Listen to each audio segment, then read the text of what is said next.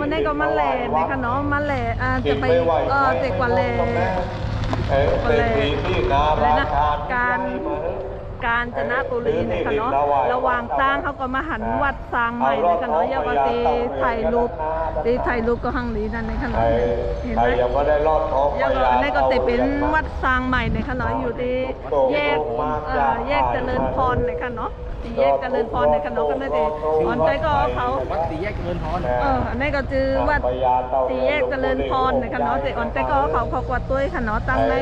มาลอดท้องพญาเต่ามาเขากวาดตุ้ยจำกันในค่ะเนาะเป็นบุญเป็นบารมีแล้วประกอบแล้วเนี่ยนี่วัดอันนี้หลวงปู่หลิวเทพเจ้าพญาตั้งในก็จะเป็นวัดนะคะเนาะวัดเพิ่งจะสร้างใหม่ค่ะเนาะกัลยาณมิตรติดยาย่อก่อนได้ก็ตั้งเขามันในค่ะเนาะอันนี้ตั้งกับยางามว่าหลวงปู่หลิวได้เป็นเทพเจ้าความเมตตา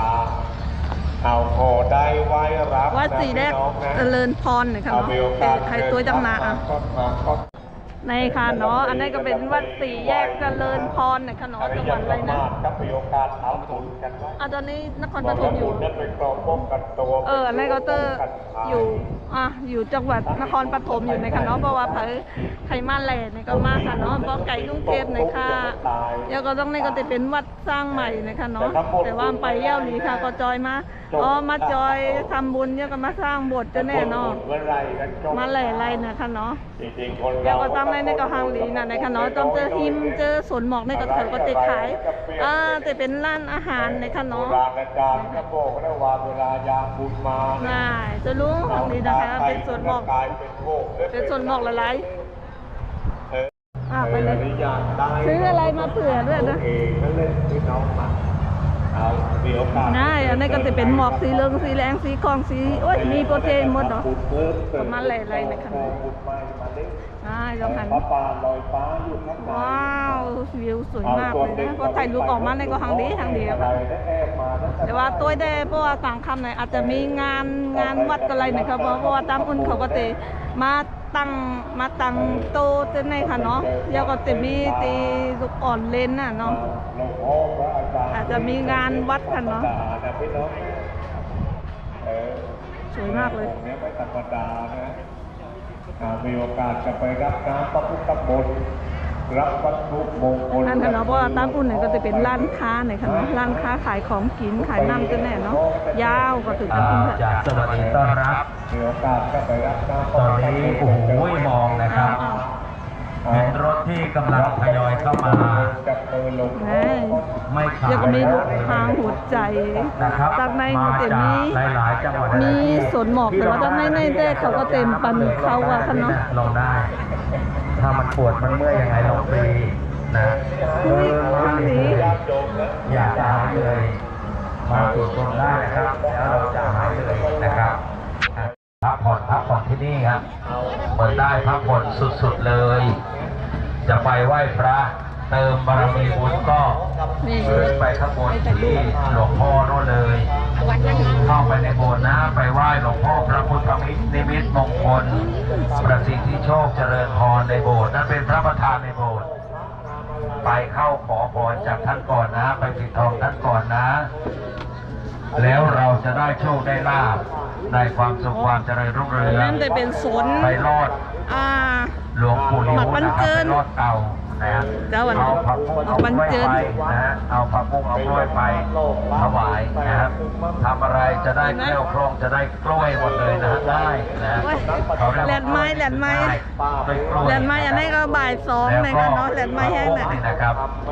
เป็นพืชที่อันนี้ก็ตั้งผ่านไปกว่าการจะหน้าปุรีเนี่ยก็เนาะมาเนี่ยสวนหมอกบางอาลีเนี่ยก็มาแวะไข่ในเต้ก็เขาเนี่ยได้เร็วคือเราเอากล้วยไปเลี้ยงด้วยผักบุ้งไปเลี้ยงด้วยนะฮะครับเรียกว่าของ2อย่างนี้นะครับเป็นวัตถุเสริมบุญนะครับให้กับเราให้ดูแม่ก็จะมีสายแก่เล็กๆอาหารหลีนี้เขาก็จะให้ไข่ดู ลงผ้าจีวร นี่ ที่ ก็ ห่ จะ ม เป็น หล ป่าว ง หมอก พ่อเห ข้า ลื ง อ ใน กิน ก็ เหลื เขา อ ก็ ใช้ ติดบันเข้ากันเนาะ ทั้งสอง เขา อง ไว้ ค์ ใส่ นะค ตุ รับ งตั้งน้องเอาไว้เหรอ หลวงพ่อเจริญพรท่านมองมาไกลๆท่านจะเห็นนะครับ อ๋อเหรอ มีสององค์ท่านสูงตระหง่านอยู่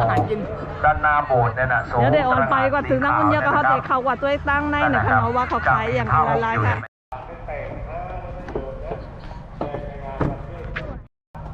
พยายามโยมไม่ไปหลวงพ่อได้บุญคนเดียวนะฮะเอาอันนี้ช่วยกันนะไปโอ้อันนี้ต้องให้การแจกน้ำแจกข้าว ในค่ะเนาะตั้งทีมตั้งน้ำแต่เป็นสอนหมอก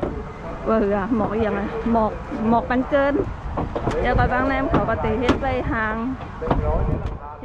จะปลูกไว้หมอกเป็นแถวเนี่ยเนาะสีมันเหมือนกันเดี๋ยวก็ห่างดีนี่อันนี้ก็ห่างดีอันนี้ก็ห่างดีโอ้ยสุดกันหน้ากันนะคะเนาะเดี๋ยวก่อนนะคะติดไปกว่าตัวในร้านค้าค่ะ พักก่อน ครัวอาหารเลยนะอาจารย์เดียวกันนะ อ๋อในก็สุดกันหน้ากันเลยค่ะเนาะเดี๋ยวก็กันในเขาเตะอ่อนแต่ก็เขากับตัวตั้งเนี่ยตั้งในนั้นเขาก็เต็มมีของขายในค่ะเนาะเขาขายอย่างกันมากกับตัวจ้อมกันเลยค่ะ ไปทานอาหารแค่ครัวเลยนะดื่มชื่อแล้วเป็นคน